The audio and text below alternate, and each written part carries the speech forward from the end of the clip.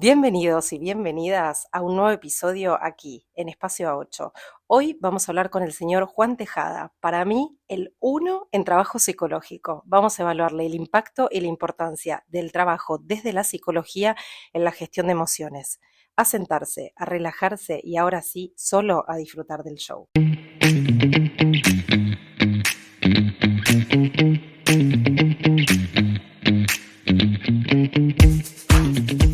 Bueno, Bienvenido. muchas gracias, Nati, un gusto estar con vos. Por favor, un placer invitarte. Siempre dijimos desde hace ya muchos años que íbamos siempre a escribir un libro, ¿no? O Exacto, sea, sí. todavía no llegamos a escribir el libro, pero empezamos por esto, por Eso, el podcast. muy buen comienzo. Bueno, quería preguntarte, Juan, vos sos psicólogo contextual, ¿no? Sí, sí, sí, sí. Ahora, me interesa preguntarte, cuando vamos a trabajar en emociones, y después ahondaremos un poco en qué es una emoción, dónde sentirla, pero ¿por qué elegir este tipo de psicología? ¿Cuándo elegir la psicología contextual? ¿Y qué diferencia tiene respecto de otras terapias psicológicas como puede ser el psicoanálisis, ¿no? Ujú. O mismo la cognitiva conductual, digamos. No sé si nos puedes aclarar un poco esto.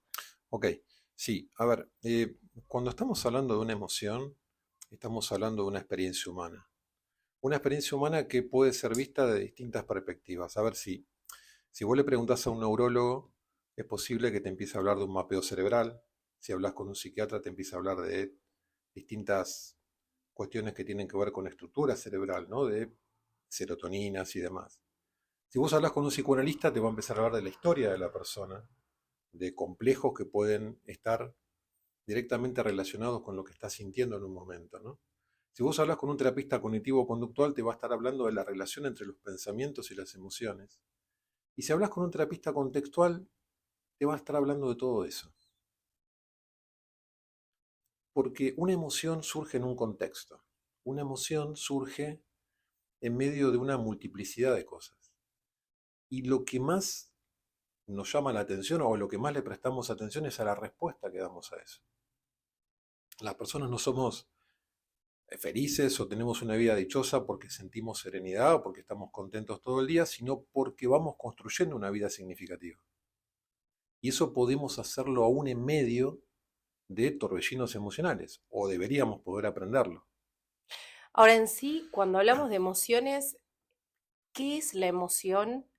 Y si es que la emoción se puede localizar, porque a veces me da la sensación que es mucho más fácil si uno pregunta qué es un pensamiento, Claro. dónde ubicarlo en el cuerpo. En la emoción a veces me parece como que no es tan claro. A ver, una emoción es una experiencia humana y es muy compleja, ¿sí? De hecho, las palabras vienen después de la experiencia, es decir, llamamos angustia a una determinada experiencia para ponernos de acuerdo. No es que existe la angustia como una cosa que anda por ahí, como una mesa, un árbol, una silla, ¿sí? Y esa experiencia que es compleja tiene como distintas manifestaciones, algunas físicas. Solemos llamar angustia a esa experiencia que generalmente las personas decimos sentir, por ejemplo, como una opresión en el pecho o en la boca del estómago, o una presión que nos toma en la garganta, acompañada de determinados pensamientos generalmente, ¿no? Lo interesante de esto es que cuando somos chicos y nos enseñan estas cosas, no nos enseñan solamente qué nombre tiene eso que estamos sintiendo, sino también nos van enseñando cómo nos tenemos que relacionar con eso. A ver, de la misma manera que nos enseñan cómo relacionarnos con esa cosa que está caminando por ahí, tiene cuatro patas, cola y ladra, Ujú. ¿sí? Y cada historia familiar tiene una, ¿no? Una impronta distinta. Hay familias donde esa cosa es peligrosa y otras familias donde esa cosa es adorable y la quiero tener. De la misma manera, cuando somos chicos, mamá, papá, los tíos, en la escuela, en la televisión, nos van enseñando qué tengo que hacer con eso que estoy sintiendo, con eso que estoy experimentando. Y ahí las terapias contextuales tenemos una lectura muy particular sobre el asunto, que en general el mensaje es algo así como la misma respuesta que daríamos a cualquier cosa que nos incomoda. A mí me gusta pensarlo como la primera reacción que tenemos, ¿sí? Como y esa reacción está condicionada históricamente en nosotros, es automática. O sea, uno no elige qué emoción experimentar, vos no podés decidir cuál, ¿no? Como si eligieras una paleta de colores, ¿no? Bueno, me quedo con esta. es como la primera reacción en modo automático que las personas tenemos frente a algo que estamos viviendo y por supuesto que está muy relacionado con procesos de evaluación de ese momento que también son automáticos. A ver, te doy un ejemplo. Vos llegás a un lugar, entras a un lugar. Solemos decir que tenemos una primera impresión. Te sentís cómoda, te sentís incómoda, te sentís fuera de lugar, te sentís... esa primera impresión que tenés no es fruto de un proceso de análisis o de reflexión. Es puramente automática.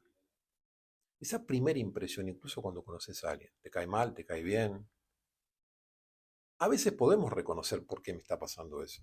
Digo, esta persona me cae mal, se parece a mi tío Eduardo, qué sé yo, que es un tránsfuga en Mm. la familia y por lo tanto, perfecto. Pero muchas veces ni siquiera nos damos cuenta, pero esa primera impresión existe y es adaptativa. ¿Por qué es adaptativa?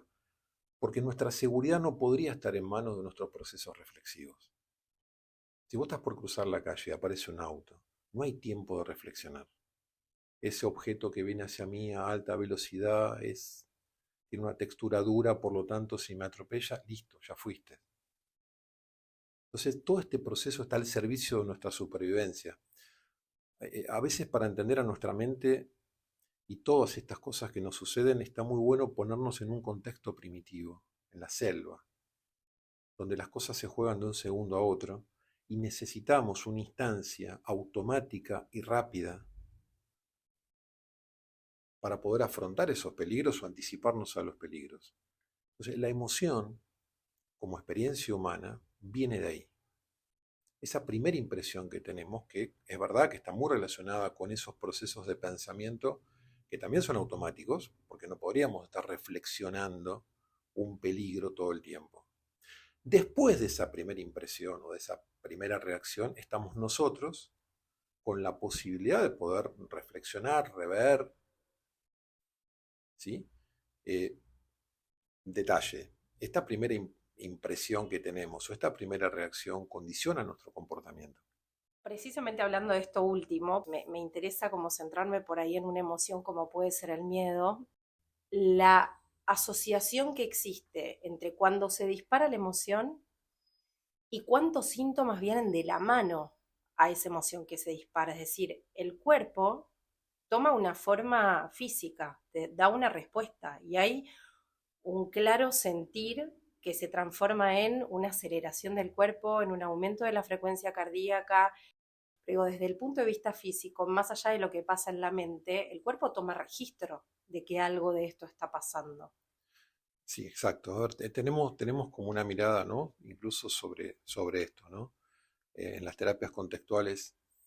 eh, de hecho, eso que llamamos emoción, por ejemplo, el miedo, no es que el miedo genere sensaciones físicas, sino que el miedo consiste en esas sensaciones como experiencia y en esa característica, ¿no? Especie de pensamientos que van pasando por la cabeza, ¿no? Y a toda esa experiencia del corazón latiendo a mil, manos transpiradas, visión borrosa, sensación de mareo, hormigueos, son un montón de sensaciones, ¿no? Eh, a todo ese fenómeno, a toda esa experiencia, más una cabeza que está enfocada, una atención que está muy restringida, enfocada en lo que se supone que es peligroso, a toda esa experiencia llamamos miedo. Es una perspectiva, vuelvo a decir todo esto, ¿no? Si vos hablas con un neurólogo, te va a decir que el miedo en realidad consiste en otra cosa, ¿no? Eh, Ahora, cada una de esas cosas que pasan en nuestro cuerpo en un momento de miedo, y es verdad, yo también digo, siempre sé por la manera de hablar que tenemos sobre esto que hablamos de síntomas, a mí en rigor no me gusta hablar de síntomas porque no remite a otra cosa. Son sensaciones que tienen una finalidad en sí misma. Y cada una de las sensaciones de un cuerpo en un estado de miedo, cada una de las cosas que se sienten son adaptativas frente a un peligro real. Las manos transpiradas, la taquicardia, es decir, es la preparación de un cuerpo para escapar o luchar. ¿Cuál es el problema? Que los seres humanos no reaccionamos así solo frente a peligros externos como los animales. Los seres humanos reaccionamos también así ante peligros imaginarios. 100% lo comprendo desde el punto de vista de mi mente. Lo que digo es, para alguien que atravesó una situación así o que la atraviesa, en el momento que la idea intrusiva entra en tu Ujú. cabeza, ¿no? Y la persona, por ejemplo, desarrolla miedo bueno, tiene pánico o cualquier otra emoción, pero me interesa centrarme en esta porque por ahí es mucho más clara Ujú. en relación a la correlación con los síntomas físicos. El miedo ese es real en ese momento. Digo, sí, Totalmente, es imaginario, pero al final está totalmente. pasando para la cabeza. Eso es parte de una realidad que, digo, es tangible y que también toma una forma física. Entonces, ¿de qué manera es que desde la psicología contextual se puede empezar a trabajar, entre comillas, ¿no? Digo, a poner en duda esta realidad de ese Claro. miedo y decir, bueno, en ese momento que no te condicione la respuesta, sino poder Ujú. por ahí pensar y poder tomar cartas en el asunto. Mira, está buenísimo y es fascinante esto, ¿no? Los seres humanos tenemos un mecanismo que llamamos fusión cognitiva, ¿no?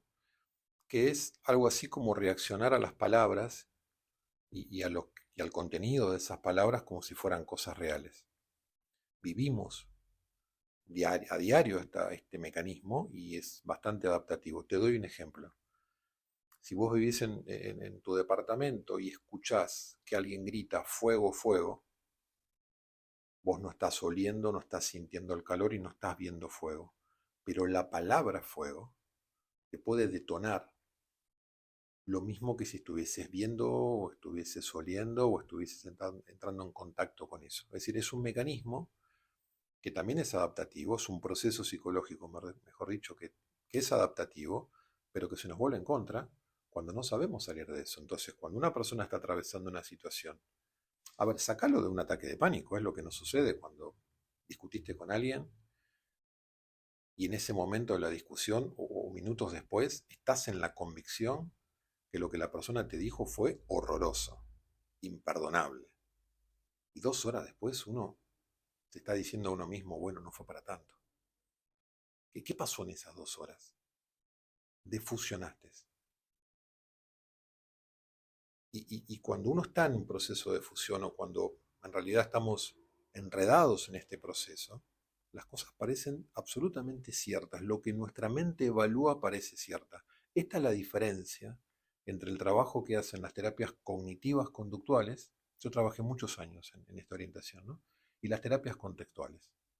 Las terapias contextuales tenemos una manera distinta de verlo, no hace falta cambiar esas evaluaciones.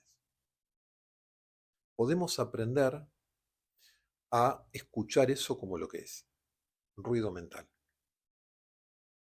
Sí, Es sí. como construirte, digo, de alguna manera un universo paralelo de nuevos pensamientos. A ver, está bueno lo que decís. A eso apunta la terapia cognitiva conductual. Es a armar evaluaciones nuevas, ¿sí? Que sean más adaptativas, que sean más realistas. ¿Sí? Nosotros damos un paso más y es aprender a escuchar. De hecho, a ver, en parte, la terapia cognitiva conductual, sin darse cuenta, esto lo hace porque cuando uno trabaja con un paciente para reestructuración cognitiva, uno lo primero que le enseña es a escuchar esos pensamientos automáticos. Ujú. Y para escuchar esos pensamientos automáticos tenés que darte cuenta que eso es un pensamiento. No es algo que está pasando ahí adelante. El no puedo, lo primero que tengo que darme cuenta es que es un pensamiento. El problema del no puedo es cuando, nuevamente, por este proceso que llamamos de fusión cognitiva, lo tomamos como una cosa que está ahí afuera. El enredo que tenemos con las palabras es diario. Y está bien, no nos hace daño. Hasta que en algunas circunstancias se nos vuelve en contra. Por eso creemos que el problema no es tanto este proceso. De hecho, sin este proceso no podríamos disfrutar de una película, no podríamos disfrutar de la lectura. Cuando vos ves una película, te metes en la película. Durante un rato estás jugando a que sos ese personaje o que lo que está sucediendo ahí, a lo que estás viendo en la pantalla, de alguna manera es real. Si vos todo el tiempo te estás recordando que esos son actores, que esas son escenas, que hay un director, que hay cámaras, dejás de disfrutar la película. O sea, no llorás porque se murió el perrito no se murió, porque sabes que en realidad es inteligencia artificial que creó un Mm, perrito de la nada, la película de terror no es de terror. Es decir, se vuelve un embole. sí. Es el pariente, ¿no? Inoportuno que está, viste que contrataron un mago para un cumpleaños y está todo el tiempo tratando de ver cómo lo hizo. Es decir, justamente, déjanos disfrutar de la magia. Y juguemos durante un rato a que las cosas están sucediendo. Bueno, es divertido con un mago, es divertido con una película, para leer un libro, o incluso en el resto de la vida hay muchos momentos donde esto es inofensivo. Cuando una persona está en un ataque de pánico, ahí no es divertido. La persona está transitando durante un rato en la convicción de que o se va a morir o que se va a volver loca, o que si no controla lo que está sintiendo, algo muy malo va a terminar ocurriendo. Y eso le parece absoluta verdad. ¿Pero por qué le parece absoluta verdad? Por este proceso. Entonces, en las terapias contextuales buscamos aprender herramientas que nos permitan aflojar este proceso que es normal de la fusión cognitiva. La palabra que usamos generalmente, la que yo uso siempre con las personas con las que trabajo, es estar enganchado o enredado con los pensamientos. Podemos aprender a desenredarnos de los pensamientos. Entonces llega ese punto donde me voy a morir, uno puede ubicarlo y uno puede experimentarlo como lo que es, como un sonido en mi cabeza. ¿Y de qué manera se puede trabajar este desenriedo de pensamientos? A ver, eh, hay muchas herramientas, hay muchos pequeños juegos que en terapia hacemos con las personas. Eh, Mira, algo que tal vez muchas personas tienen experiencia, ponerle nombre a la cabeza y hacer el juego de, ok, ahí está, yo a mi cabeza le digo Bruno, ¿sí? Y saber que tenemos un compañero o una compañera que va a estar toda la vida con nosotros, ¿sí? Y aprender a nombrarla y darme cuenta que una manera es expresarlo, ¿no? Por ejemplo, uy, tengo hambre. O bueno, ahí está Bruno diciendo que tengo hambre. Es verdad, puedo estar sintiendo cosas en mi cuerpo que llamamos hambre. Pero esto no es, de fusionar no es poner en duda el contenido del pensamiento, es un paso atrás. Es darme cuenta, experimentar eso como un pensamiento. Sería algo como observarlo, aprender a observarse. Y esta es la relación entre las terapias contextuales con el mindfulness. Ujú. De hecho, en los primeros libros eh, era explícito. Después, como el mindfulness se extendió y como pasa con muchas prácticas, hoy mindfulness son 50 cosas distintas, se sacó.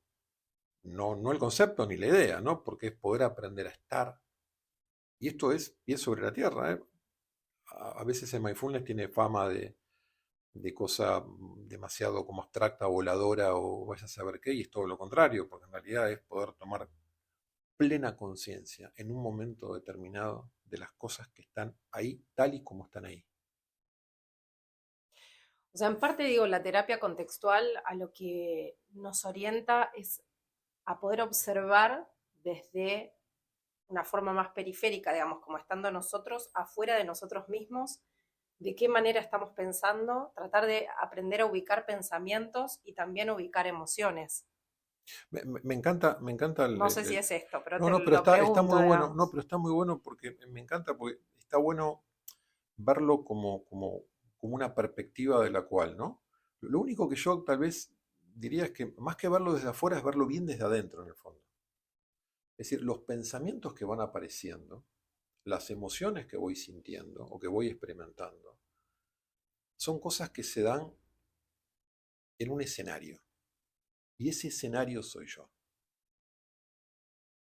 Yo puedo ser o puedo ubicarme, puedo descubrirme siendo el que observa esas cosas. Vos podés cambiar en tu manera de pensar, podés cambiar en tu manera de sentir. Un día sentís una cosa, otro día sentís otra. Las sensaciones en tu cuerpo van mutando momento a momento. Pero todos tenemos esa intuición de descubrirnos que por detrás de todo eso estamos nosotros. Si vos tenés un recuerdo de tu infancia incluso, de hecho es un ejercicio, ¿no? Que a veces lo hago con las personas y les pregunto, ¿recordá algo? ¿Alguna escena feliz de tu infancia? Observá las cosas como se veían, con quién estabas, bien. ¿Quién sentía todo eso? Y las personas naturalmente dicen yo. Digo, ¿ubicás que estabas ahí? Sí. ¿No es increíble que seguís siendo el que está ahí?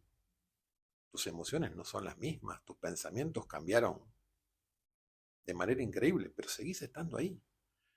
Hay una continuidad, hay una identidad que uno descubre y uno percibe y uno intuye, ¿no? ¿Qué nombre le ponemos a eso? No importa, si es la conciencia, ¿no? Eh, es un lindo nombre, Ujú. pero nuevamente las palabras son confusas, conciencia se le llaman 50 cosas distintas, no nos vamos a pelear por las palabras, ¿sí? Pero es una perspectiva desde la cual podemos ver, notar, percibir las cosas que están ahí. Y entre las cosas que están ahí están nuestros propios pensamientos. No somos nuestros pensamientos, tenemos pensamientos. No somos nuestras emociones, tenemos emociones. Por supuesto que son parte, no es lo mismo una emoción, un pensamiento que la planta que está ahí. Está mucho más cerca de mí, por supuesto, pero no soy en definitiva.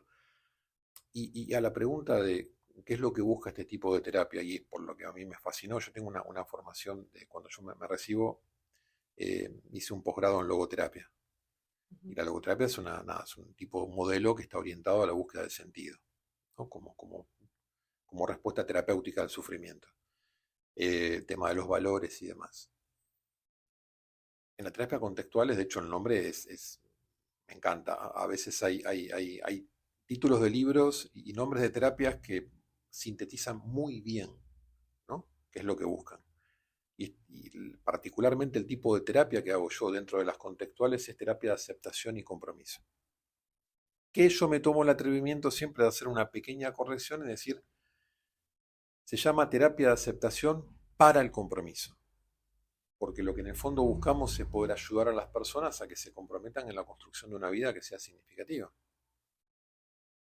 Y a veces las emociones que sentimos o pensamientos que tenemos terminan constituyendo como un obstáculo para poder lograrlo. Pero en el fondo, el objetivo último es poder ayudar a las personas, ¿no? A que puedan desenredarse de estos problemas y puedan enfocarse y gastar todas sus energías, ¿no? En poder construir lo que en cada caso, para cada persona, sea valioso.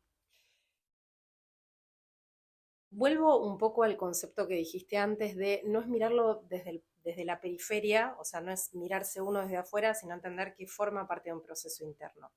Desde el punto de vista teórico, me queda clarísimo, pero digo, en el momento en el que te pasa, o la persona que le pasa, pero que todavía no experimentó, no practicó, no hizo ninguna de estas terapias, hay mucha dificultad en ver desde adentro cuando la realidad te indica que hay una situación amenazante afuera. Entonces, cuando vos estás fusionado, ¿no? Vuelvo a este término que usaste antes, que me parece que también sintetiza correctamente qué es lo que le pasa a una persona que tiene esta emoción, este miedo desbordante, en donde por ahí no está pasando nada, pero para la persona está pasando todo. ¿Cómo es que la terapia de aceptación y compromiso dentro de la terapia contextual ayuda a empezar este proceso de entender que eso que está pasando afuera no es tan real como nos parece dentro de nuestra propia mente? Bien. Eh, si vos ves, por ejemplo, en un documental, ¿no? Y ves un grupo de conejos que están haciendo su vida. Están pastando, están comiendo, están al sol, retosando, disfrutando. Seguramente están disfrutando del viento, disfrutando del olor a hierbas, ¿no? Hasta que en un momento escuchan, ven o huelen un zorro. En ese momento desaparece todo. Lo único que el conejo percibe es el zorro y la madriguera.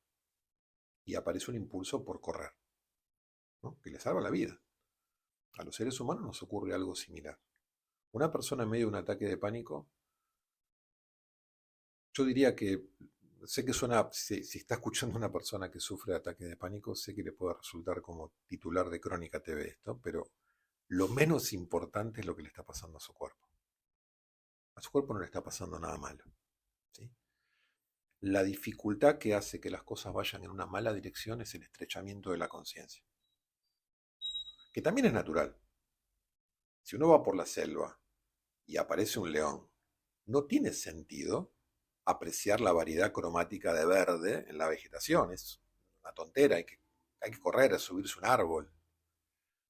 Pero en medio de un ataque de pánico, ese mismo mecanismo se nos vuelve en contra. Lo único que la persona percibe es esa sensación en particular que cree que es peligrosa. Solo puede ver y escuchar a su cabeza diciéndole me muero, me muero, me muero, me vuelvo loco o no puedo parar esto o lo que fuese. ¿Sí? Entonces, algunas de las cosas, como por ejemplo practicar mindfulness, van desarrollando ese músculo para poder recuperar el control en lo que sí podemos tener control, que es el de nuestra atención. Hay dos cosas en las que podemos trabajar para sanamente recuperar el control, ¿no? Es en nuestro comportamiento, en qué hago, y en nuestra atención. Pero tenemos que saber que es un trabajo porque naturalmente nuestra atención tiende a estrecharse en un momento de miedo. Si vos estás en tu casa y escuchas un ruido, dejaste de ver la tele, dejaste de disfrutar de si estabas comiendo algo y te enfocás en ese sonido. Y está bien, es adaptativo. El tema es tener la suficiente habilidad como para volver a abrir el abanico de la atención cuando resulte necesario. Entonces, una persona en medio de una situación de pánico, porque de hecho las personas cuando empiezan a aprender a ver, te doy un ejemplo, mira, se me vino a la cabeza una persona que eh, arriba de un colectivo, ¿no? Tenía una fuerte sensación de que se estaba ahogando, de que había demasiada gente y que no alcanzaba el aire, ¿no? Y claro, comenzó a tener por hiperventilación, comienza a tener sensaciones de ahogo, no está pasando, no le está faltando el aire, pero es lo que siente, o sea, lo que su cabeza le dice. Y cuando yo le pregunto, ¿y el resto de los pasajeros qué estaba haciendo? Se queda callada mirándome como diciendo, no sé, no me di cuenta. Si esa persona en ese momento puede ver al resto de los pasajeros, naturalmente se va a dar cuenta que nadie está con expresiones de falta de oxígeno. Y la persona no lo pudo ver. A ver, que quede claro, es natural que eso ocurra. Hay una tendencia que eso ocurra. Sé que para una persona que sufre de ansiedad en general o de pánico en particular, puede sonar raro esto porque está muy acostumbrada a que le digan que lo que tiene es una enfermedad. Tengo una visión muy distinta de eso. Son procesos normales que se dan de tal manera que terminan generando un efecto muy negativo en la vida de una persona. Pero ninguna de estas cosas que estoy mencionando, el estrechamiento de la atención, una mente que dice cosas y evalúa, y esas evaluaciones nos parecen la verdad misma, eso nos pasa a todos. Tengamos ataques de pánico o no, nos pasa a todos. ¿Cómo lo trabajamos esto? Mira, a ver, o qué consejo podría darle si yo tuviera que decir, no particularmente, a ver, no digo para superar ataques de pánico, ¿no? Pero, ¿qué cosa puede tener un gran impacto? Mira, una práctica de prestar atención.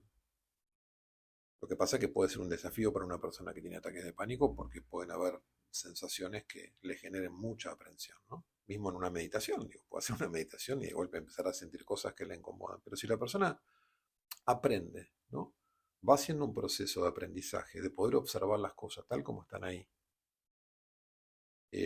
se va a estar regalando la oportunidad de que en algún momento pueda estar con esas sensaciones y relacionarse con esas sensaciones como lo que son. Hace un rato te decía, cuando somos chicos nos enseñan cómo tratar a esa cosa peluda y de cuatro patas y que ladra, y también cómo tratar a nuestras emociones. De hecho, en una época yo jugaba un juego con las personas que venían y tenía unos cartelitos con nombres de emociones, ¿no? Y dos bolsas. Y le decía, separarlas como quieras. Yo sabía lo que íbamos a hacer porque todos hacemos lo mismo, buenas y malas. ¿Y por qué la tristeza es mala?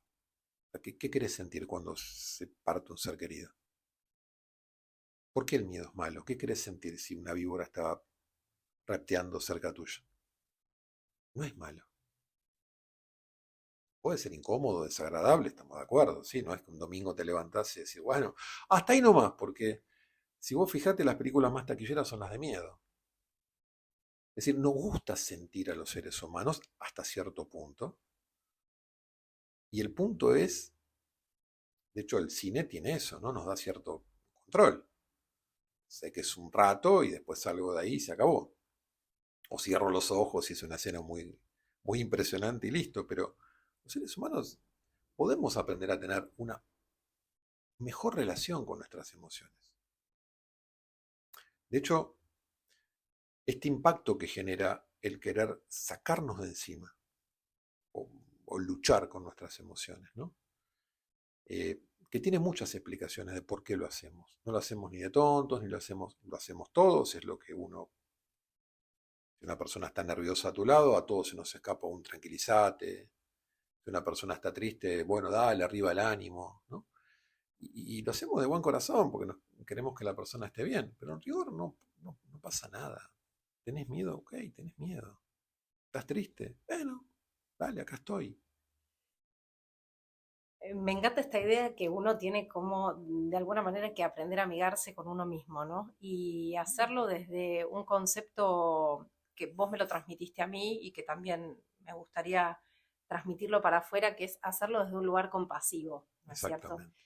Eh, que creo que al final aporta muchas mejores cosas Ujú. porque uno muchas veces con la exigencia, digo, el control tiene esto de la exigencia, del querer hacer algo con lo que está pasando. El hecho de que todo pueda estar descontrolado es en el momento en donde uno más control tiene, cuando uno vive en esta capacidad de entendimiento, pero sobre todo de seguridad y podría decir hasta en algún punto con esta fe, Ujú. que con aquello que ocurra uno va a poder hacer algo. Y a veces el hacer algo es simplemente, como vos decís, es no hacer nada porque no pasa nada, ¿no? Y poder leerlo aún en el momento en donde llega esa situación que provoca quizá tanto miedo. Sí, 100%. Es decir, eh, yo te podría nombrar un montón de situaciones a las que tu mente va a dar una respuesta automática y muy buena. Tenés hambre, voy a comer. Tengo sed, voy a tomar agua. Tengo frío, bueno, me abrigo. Se rompió un vidrio, bueno, llamo a tal persona. Se rompió la heladera y así, ¿no? Es decir, nuestra mente es una solucionadora de problemas innata, brillante. El tema es que no se autolimita, es decir, no sabe cuándo detenerse. No sabe en qué momento decir, ok, hasta acá me freno. Entonces, es uno de los motivos por los cuales las personas tenemos ese fuerte impulso, ¿no? Eh, por intentar luchar, controlar, reducir o hacer desaparecer una emoción, o hacer cosas para que esa emoción no aparezca. Y no funciona bien. Si vos no querés abejorros en tu casa, podés hacer un muy buen trabajo para evitar que haya abejorros en tu casa. Pero cuando vos no querés ansiedad en tu vida, todas las cosas que vayas a hacer para intentarlo se te van a volver en contra. Y es bastante lógico cuando le pones la lupa a cómo funciona nuestra mente. Si vos no querés, hace unos años me acuerdo, nada, típicos 3, 4 días de noticias, ¿no? Con un tema. Aparecieron unos alacranes acá en Capital, Mm. se supone que era que vinieron en camiones de arena, ¿no? Bueno, estábamos todo el mundo mirando los rincones. No importa, había sido en Núñez, pero no importa. Yo vivo en Palermo, no me importa. Estábamos todos mirando los rincones a ver si había alacranes. Es decir, nuestra mente sabe lo que tiene que hacer. Te dicen, ok. Si vos vas a un lugar y te dicen, che, fíjate porque no pasa nada, pero pueden haber víboras, listo. Tu mente te dice, mirá para el piso. Y cada rato vas a estar oteando, mirando para los costados, mirando. Y está bien, sí, está perfecto, funciona. Cuando vos decís, no quiero ansiedad en mi vida, no quiero volver a sentir eso, listo, tu mente va a empezar a mirar. El único problema es que eso ya es estar ansioso, porque estás en alerta. Sí, aparte entiendo que el precio también quizá de no trabajarlo, digamos, trae aparejado un gran dolor y fundamentalmente un gran sufrimiento. Sí, mirá, La persona que lo padece, digo, bueno, a los que nos ha pasado y a los que les está pasando, se me ocurre que es de una hasta de una peor calidad de vida, ¿no? yo no mido, sé que suena, repito, y lo digo con mucho, mucho respeto, ¿no? Eh, un ataque de pánico, no tengo dudas que es una experiencia muy difícil en sí misma, ¿no? No en sí por lo que está pasando, porque en rigor no está pasando nada, no está pasando nada grave, pero estar durante un rato en la convicción de que sí está pasando algo grave es muy duro. Ahora, eh, yo a veces le suelo decir a las personas, ¿no? Mira, 1000 ataques de pánico no hacen una psicosis, o sea, no te vas a volver loco por tener ataques de pánico. 1000 ataques de pánico no hace daño, ¿no? Ahora, lo que sí hace, o puede hacer, es que restringe tu vida de una manera, ¿sí? Eh, que si uno no hace algo para revertirlo, digo, puede tomar expresiones durísimas. O sea, literalmente, digo, hay sueños, hay anhelos que quedan afuera. O sea, todos podemos estar frustrados por cosas que van quedando afuera, pero porque circunstancias externas así digamos, nos limitaron. Ahora, esto es algo interno. Esto es algo interno. Y para mí lo más duro, repito, no es que soy insensible, ¿no? Que una persona me diga, no, un ataque de pánico, la pasé horrible. Pero a mí lo más duro de escuchar es lo que pasa con sus vidas. Cuando una mamá te dice, yo no llevo a mis hijos a la plaza. Cuando una persona te dice, dejé de practicar tal deporte que amaba. Cuando una persona te dice, estoy trabajando home office y yo amaba ir al trabajo porque me llevo bárbaro con mis compañeros y se me vienen a la cabeza, sí, pero podría estar un rato. Eso es sufrimiento. Te repito, no es que estoy minimizando el momento, ¿sí? Pero de hecho tenemos un nombre para eso, ¿no? Y es, eh, hablamos de dolor limpio y dolor sucio, ¿no? El dolor limpio es el dolor propio de la vida. Algo malo sucedió y uno sufre porque hay cosas que te importan. Te importa un vínculo, el vínculo se rompió, te importa una persona, la persona se mudó o se murió, te importa un trabajo y el trabajo se truncó, vas a tener dolor. ¿Por qué? Porque las cosas te importan. Entonces, eso es dolor limpio, casi como decir, es propio de la vida. Esto que solemos decir, ¿no? Con mucha sabiduría, bueno, es propio de vivir. Ahora hay otro tipo de dolor, que es el dolor derivado o el provocado por nuestro empecinamiento por no sufrir. Y con esto no quiero plantear ningún tipo de regla, ¿no? De que hay que aceptar el dolor. No, no. Tenemos un concepto de salud que se llama flexibilidad psicológica y es poder tener la habilidad de poder permitir estar dispuestos a experimentar una emoción cuando tenga sentido. Por ejemplo, eh, un artista puede tener muchos nervios antes de salir al escenario y está perfecto. Le importa, tiene pasión por eso, está muy bien. Si ese artista quiere huir, escapar o luchar contra la emoción, bueno, puede que no suba al escenario. Es una posible respuesta. La otra posible respuesta es aprender a estar con eso como parte de algo que estás sintiendo. Hace un rato nombraste la palabra compasión. Es una palabra muy linda, ¿no?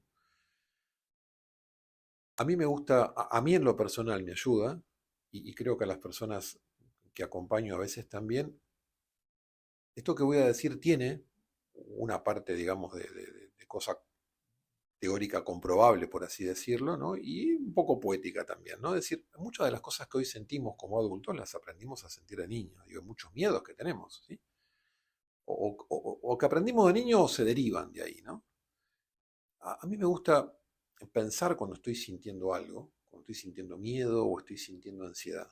A un Juancito chiquito, más chico, ¿no? Que experimentaba eso mismo. Entonces, eso que estoy sintiendo es como la visita de ese niño. Y por lo tanto, es cruel, ¿no? Criticar a ese niño que tiene miedo, criticar la ansiedad que siente, es cruel. Uno no lo haría con un niño. No lo acompañaría, le preguntaría, ¿no? Lo ayudaría.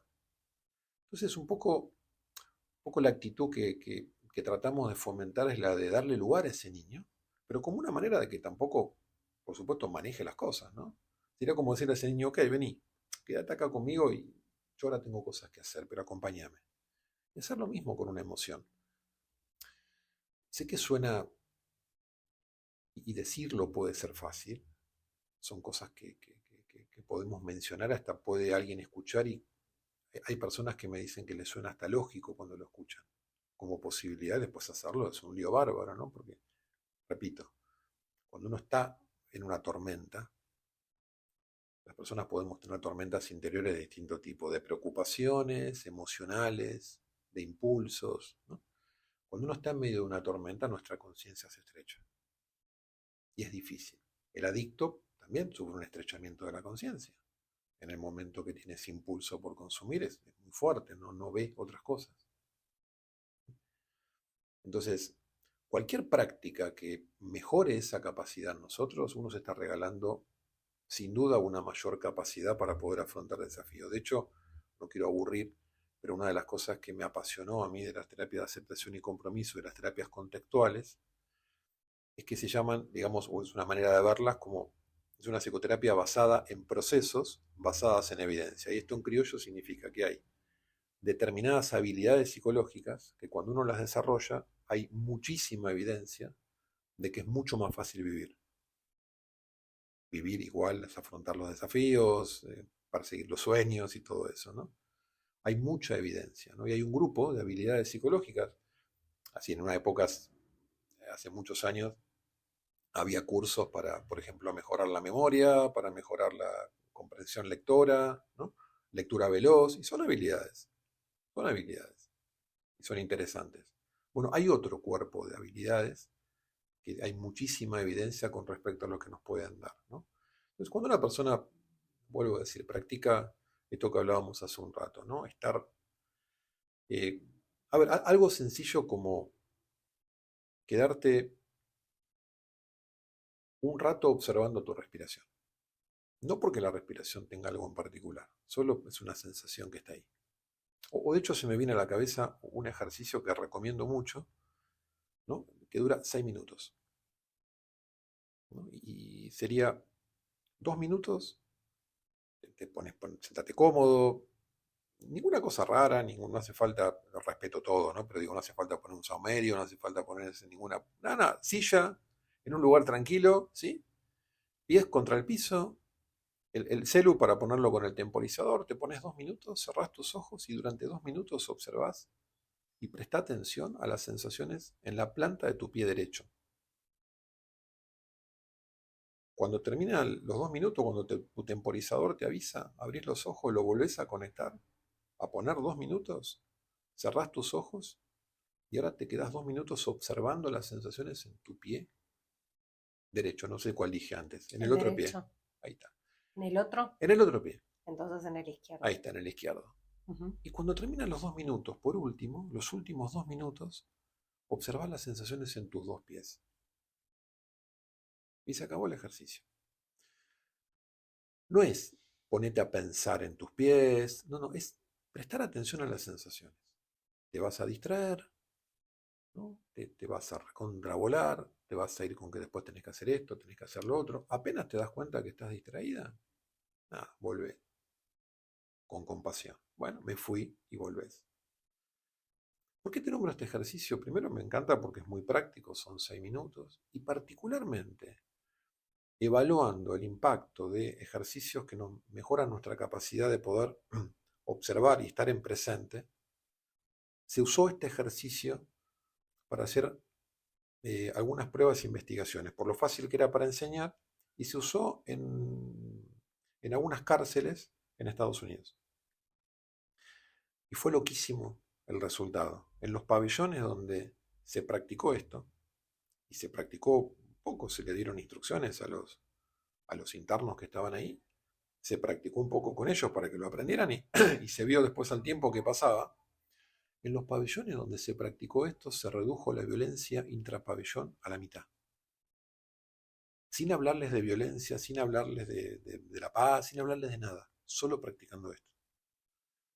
A mí eso me apasiona, digo, creo en una búsqueda de la psicología por buscar herramientas y elementos que mejoren la vida de las personas con evidencia, ¿no? Y de la manera más fácil posible, ¿no? ¿Pero por qué? Repito, porque hay vidas para vivir, hay sueños, suelo, no sé, o tengo mucha suerte o trabajo con todas personas maravillosas. Creo que también hay, vos sabés que el otro día, un poco cuando escribía sobre por qué está armado este espacio y cuál es la idea de este espacio, siempre hablo del aprender jugando, ¿no? Ay, sí, Y este sí. tipo de, aún digamos siendo adultos, pero apelar al niño que llevamos dentro, porque en el juego, cuando éramos niños, jugábamos de una manera imaginativa, expandida, digo, el mundo era real, en esa imaginación había un mundo real que nos esperaba y podíamos aprender a través de eso. Entonces, está bueno también este concepto que nuestro cuerpo físico nos da una capacidad, digamos, de aprender mucho más sobre nosotros mismos, sobre el entorno y de cómo aprender a relacionarnos con lo que pasa afuera y lo que nos pasa a nosotros también adentro. Digo, estos ejercicios que muchas veces pueden parecer, bueno, más allá de los 2 minutos, los otros 2 minutos, es un poco esta experiencia de aprender a jugar con la propia experiencia, ¿no? Y que de ahí surja esta posibilidad de aprendizaje para vivir más libre. Si fuéramos máquinas, yo diría, me programaría con la capacidad de poder notar en un momento todos los datos. O sea, el comportamiento más eficiente es un comportamiento que siempre está o debería estar en contacto con lo que lo rodea, ¿no? Y lo que lo rodea es todo. Entonces esto que decís es tal cual. Es decir, si pudiéramos tener esa capacidad de notar las distintas cosas, ¿no? De lo que está ahí afuera y lo que está pasando adentro, como un dato, como algo que está pasando. Y poder elegir entre todo eso. ¿De acuerdo a qué? Bueno, de acuerdo a mis valores, de acuerdo a lo que quiero, de acuerdo a lo que busco en mi vida, ¿no? Porque no hay una regla definida en esto. Hay personas que me dicen, y a veces las terapias de aceptación y compromiso son malentendidas, ¿no? Con respecto a... Hay personas que vienen y dicen, no, el otro día estaba triste, me tiré en la cama y eso está mal. ¿Por qué? No, porque nada, tendría que haber aceptado y seguir adelante. Suena bien, pero eso tampoco es que tiene por qué ser así. O sea, depende. ¿De qué dejaste de hacer? No, la verdad, nada importante. Bueno, ok. ¿Qué impacto tuvo en tu vida quedarte en la cama? No, nada, la verdad que no. ¿Qué pasó después? No, me sentí mejor. Bueno, ok, qué bien. Ahora, la rigidez en ese comportamiento, en el de quedarte en la cama, inevitablemente te va a alejar de la vida. Eh, Sí, por ahí de poder elegir más conscientemente exactamente, qué es lo que claro. uno quiere hacer, cuándo lo quiere hacer, sabiendo que por ahí, digamos, no está faltando una responsabilidad, que uno también tiene esta capacidad de reacomodar, ¿no? Y volvemos a este concepto de uno porque también es de alguna manera recuperar el autopoder, ¿no es cierto? Que calculo que cuando las emociones se desbordan, uno pierde el control absoluto, quiere controlar, pero al final es como que queda un poco condicionado más por las situaciones externas y con esta sensación de eh, que el poder no está en tus manos, ¿no es cierto?, Tal cual. para cambiar eso. Y a propósito de esto último, te quiero preguntar un poco en relación a la pandemia, Ujú, que ha sido un momento, digo, si ponemos en la psicología contextual en el contexto, ¿no? ujú. Ese fue un contexto, no me gusta decirle adverso, porque yo creo que siempre las circunstancias para mí son neutras y siempre son oportunidades para cambios, eh, pero la pandemia fue una situación en donde se hizo un poco una campaña en donde se llevó por desinformación, por no explicar muy bien, a todo un contexto que promovía el pánico y medio un Mm, pánico social que dejó mucha gente adentro de las casas, mm. chicos detrás de las pantallas. ¿Cómo has visto vos esto desde tu lugar de psicólogo en relación a toda esta circunstancia en donde por ahí no había miedo, pero el miedo un poco se generó. Entonces digo, Sí, cuando el miedo está afuera, ¿cómo se trabaja cuando vos además tenés miedo adentro y el contexto no ayuda? no, sin duda que es muy difícil. A ver, eh, en algunos casos creo que la pandemia como sociedad generó cosas. En otros casos las puso en evidencia, ¿no? Dificultades y problemas que como sociedad, digo, y como individuos teníamos, ¿no? Eh, pero claro, ¿no? A ver, personas a ver, desde cosas muy concretas a personas que tienen con ciertas tendencias obsesivas y en medio de la contaminación, imagínate lo que fue. Mm. Imagínate lo que fue. Y personas que no tenían particularmente nada, eh, pero cuando desde un contexto te dicen que tenés que estar observando sensaciones en tu cuerpo, eh, porque pueden ser signo de algo muy peligroso, bueno, sí, bueno, esas cosas quedan. Y las personas empiezan a observar cosas en su cuerpo, digo, eso es habitual. Digo, si vos te empiezas a escuchar sonidos, vas a darte cuenta que hay un montón de sonidos en tu casa. Y estaban antes de que le prestes atención. Eh, a ver, yo Pero insisto, perdón, ¿sentís sí, que hoy el desborde emocional es mayor, que la pandemia ha puesto más en evidencia? mira, donde más se nota es en los niños. Hoy la atención en psicología infantil está desbordada. No se consiguen psicólogos infantiles. Los papás que tienen chicos con consultas están en espera. No hay psiquiatras infantiles, no dan abasto. Eh, y eso es un reflejo de lo que han vivido los padres, digo, porque en definitiva esos chicos sí, escuchaban cosas, no es que, pero también es fruto y reflejo de cómo se ha vivido en esa casa, lo que estaba pasando. Eh, los adultos tenemos a lo mejor un poco más de capacidad de simular ciertas cosas, pero ha quedado muchísimo miedo eh, instalado, no particularmente a contagiarse de una enfermedad. Eh, creo que las consecuencias, no me atrevería a decir cuáles son, es como que yo veo como bosquejos de cosas. Son cosas que nos daremos cuenta de acá a 10 o 15 años más.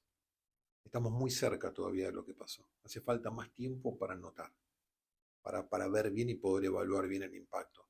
¿Hay indicadores? A ver, si vos me preguntás, ¿hay más trastornos de ansiedad que antes? Sí, sí. ¿Hay más trastornos de pánico que antes? Sí. ¿Hay más consultas por sí? Sí, eso sí.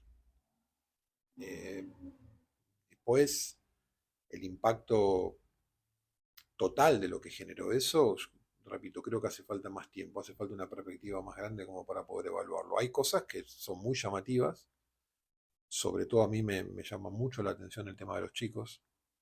En los colegios se nota mucho, hay docentes, yo he atendido directores de escuela y me decían, ¿no? Es como una franja que se nota muy marcada, muy marcada. Hay un bache que ellos notan, eh, donde se expresan comportamientos, se expresa en falta de habilidades, desde habilidades sociales hasta cómo lidiar con ciertas cosas. Así que sí, sí, sí. No, y aparte digo, qué importante que es que el adulto, sobre todo el adulto que tiene chicos, pueda también gestionar esto. Mm, Qué importante también es que los colegios incorporen también mm, estos ejercicios hoy, que sé que algunos los hacen, estos ejercicios de atención plena y ya lo hacen desde edades muy tempranas, ujú. y celebrar por lo menos este concepto de que tenemos que tener una sociedad que tenga mucha mejor salud mental, ¿no? Si queremos aprender a vivir mejor. Sí, sí, sí, sí, sí, sí, sí, sí. Por último, es preguntarte, para vos, más allá de vos psicólogo, digo, para vos, Juan, ¿por qué es tan importante trabajar sobre la salud mental y sobre la salud emocional? ¿Qué hay del otro lado, digamos, de la línea del miedo, de la línea de la ansiedad, de la línea de la angustia, de la melancolía desmedida? Construir una vida, construir una vida. Eh, a veces, te repito, hace un rato decía, ¿no? O tengo mucha suerte o siempre atiendo gente maravillosa en el sentido de que esto es expansivo. Es decir, una persona supera algo y al tiempo la veo en un voluntariado, al tiempo la veo dedicándose a su profesión, pero su profesión está al servicio de otros, y eso es maravilloso. Entonces lo que está por detrás de, y bueno, te tengo acá adelante y me súper emociona, es decir, eh, poder ver, ¿no?, que detrás del sufrimiento y del dolor que puede generar un ataque de pánico, lo más grave, lo más doloroso es una vida que está detenida o frenada, en el mejor de los casos. Cuando esa vida se destraba, y es increíble ver, desde cosas muy cotidianas hasta, ¿no? El otro día es doloroso escuchar a una mamá que me decía, ¿no? No, sí, cuando yo estoy así, me voy a la cama. Y el otro día me lo decía llorando, ¿no? Cuando me despierto estaba mi hija al lado mío sentada en la cama acariciándome. Ya estás mejor, mamá, le decía. Y decía, tendría que estar yo ahí acariciando a mi hija. Entonces, cuando, cuando una persona logra superar esto, ¿no? Lo más importante, por eso es terapia de aceptación para el compromiso. Aprender a lidiar con nuestro mundo interior para poder vivir bien, o sea, para poder enfocarnos a vivir. Los libros de la terapia de aceptación y compromiso son bastante, ¿no? Bastante claros con sus títulos, ¿no? Hay uno de Sal de tu mente, entra en tu vida, La mente o la vida, La trampa de la felicidad. Son libros los títulos realmente son brillantes, porque en el fondo lo que se nos va es eso, ¿no? Digo, todos, eh, yo le llamo la sabiduría de los velorios, ¿no? Porque cuando estamos en un velorio todos tenemos como una suerte o solemos, ¿no? Pero las personas suelen tener como una suerte, ¿no?, de revelación de lo importante de la vida, ¿no? Los primos que hace 20 años que no se hablan porque estaban peleados por una taradez, ¿viste? Se abrazan y dicen, ¿por qué estamos distanciados? Y lamentablemente eso a veces dura un rato, ¿no? Y las preocupaciones nos invaden, ¿no? Y empezamos a vivir una vida en piloto automático, ¿no? Fusionada. Ujú. Y la terapia de aceptación y compromiso aboga por una vida consciente, donde elijo, donde soy consciente de qué es importante para mí y me comprometo con eso. Y yo no hay manera de no ver en esto algo multiplicador. Hace un rato decías, importante que los padres, ¿no? Bueno, hay una manera de enseñar a los hijos es lo que se llama promoldeamiento, es decir, lo ven cómo una mamá o un papá se relaciona con, y los chicos lo aprenden. Pero aparte de eso, son destinatarios. Un papá súper preocupado, enredado en sus preocupaciones, es un papá desatento. Y lamentablemente en la cabeza no quiero extenderlo porque las posibilidades son infinitas, ¿no? Se me ocurre una, pero tal vez la sensación de la nena o el nene es, bueno, papá no me quiere tanto, o sea, no me da bola porque no me quiere tanto. Y no es así, no es así.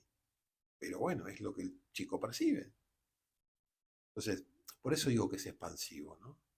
Cuando nos enfocamos en vivir, inevitablemente nos cruzamos con esta posibilidad de ayudar a otros, de estar para otros, y bueno, eso va teniendo, a eso me refiero, un efecto como potenciador, porque el otro está mejor cuando me ocupo de él, y si está mejor se empieza a ocupar, bueno, a eso me refiero, ¿no?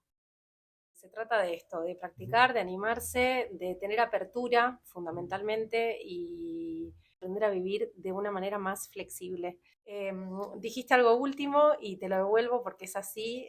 Atiendo gente maravillosa, eso es porque vos sos una persona, más allá de un profesional, que no tengo ninguna duda, pero una persona que está absolutamente a la altura y creo que, por lo menos yo, sé que de alguna manera el universo es un espejo y siempre te devuelve, digamos, te devuelves desde afuera aquello que vos sos. Así que Bueno, muchas gracias. aprovecho a agradecértelo aquí, a todos los que nos están escuchando y decirte que dejo acá abierto el próximo, que sí va a ser sobre adicciones, que me parece un Ujú. tema importantísimo, que también creo que es algo que aqueja profundamente a la sociedad hoy, al individuo no lo quiero ni imaginar, si el pánico a veces ocasiona lo que ocasiona, no imagino lo que es una Sí, situación de adicción. Así que bueno, lo dejamos ahí abierto para dale, seguir bueno, muchas gracias. y ya seguiremos escribiendo el libro y nosotros ya nos vemos la próxima. Espero que les haya gustado, les recomiendo que lo escuchen y que lo vuelvan a escuchar porque es un tema no solamente interesante, sino poder compartirlo